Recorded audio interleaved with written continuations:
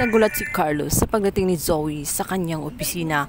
Buong akala naman niya ay siya ang sadya nito, subalit iba ang kanyang pakay. Walang iba kundi itong si Annalyn. Binigyan niya ng pagkain si Annalyn. Binigyan niya ito ng ice cream na paborito nito sapagkat natuwa siya dahil sa ginawa niyang pabor. Kung di dahil kay Annalyn ay hindi makumbinsi ang kanyang tita Giselle na isama si Zoe at wala siyang maging panahon para makita ang kanyang ina.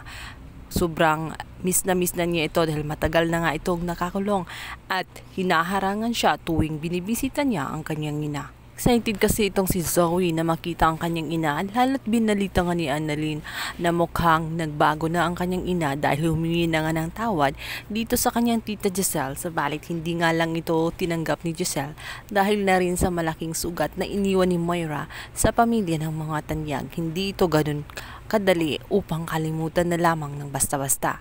Napahiya naman itong si Carlos. Buong akala kasi niya ay siyang pakay ni Zoe. Samantalang iniisip lang naman talaga niya ay ayaw niya na laging pabalik-balik si Zoe. Baka lalo siyang pagdududahan tuwing magkikita nga sila.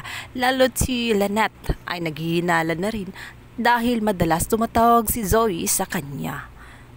Naging successful nga ang medical mission na ginawa nila Annalyn kasama nga itong si Zoe. Mangiyak-ngiyak din si Zoe nang makita ang kanyang ina. Niyakap siya nito. Sinabi ni Moira na kaya umano siya nakulong siguro upang tawagin siya ng Panginoon at hikayating magbago na at ituon ang mga nalalabing araw para gumawa ng kabutihan at sundin ang mga utos ng Diyos. Kaya si Zoe sa kanyang mga narinig sa kabila ng mga stress at mga depresyon na kanyang nararanasan dulot ng problema na kanilang kinakaharap ay gumaan ang kanyang pakiramdam lalo't nakita niya ang kanyang ina ay nagbago.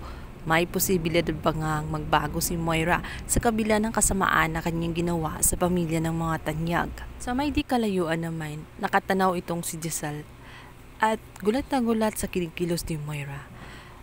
Matindi pa rin ang kanyang hinala, hindi pa rin siya kumbinsido.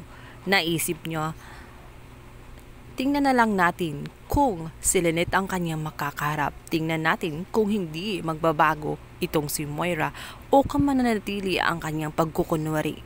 Sinabi ni Giselle na kung talagang sincero na nga itong si Moira at katotohanan na nga ang kanyang mga nakikita sa kinikilos ni Moira ay ito isang magandang balita. Nasa wakas, kaya niyang kalimutan ang nakaraan at magbagong buhay na nga siya.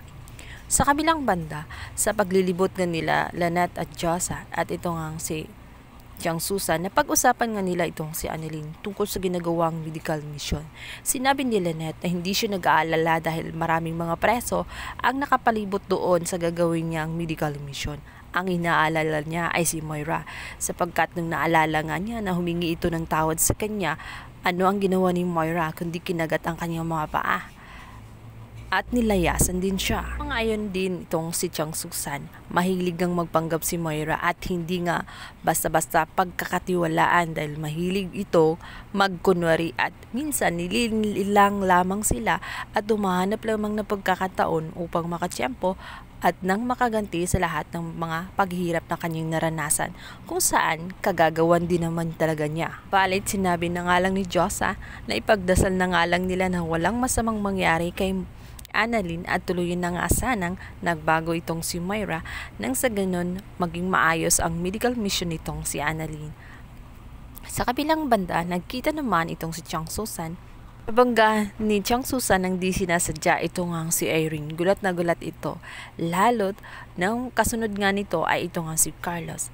Nagulat din si Irene kung bakit kilala nila itong si Carlos. Kaya naman dito ngayon nagpakilala ito si Chang Susan na ito nga si Carlos ay kanyang manugang at kilalang kilala nila. Tanong pabalik si Chang Susan, sinabi niya, ikaw sino ka at bakit kilala mo si Carlos? Malakas ang loob ni Irene at sinabing siya ang ex nito.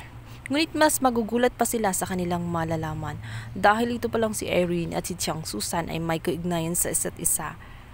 Si Irene pala ay isang pamangkin ni Chang Susan kung saan matagal na niya itong hindi nakikita dahil nga pumunta na nga ito sa US at doon nagtrabaho ng matagal.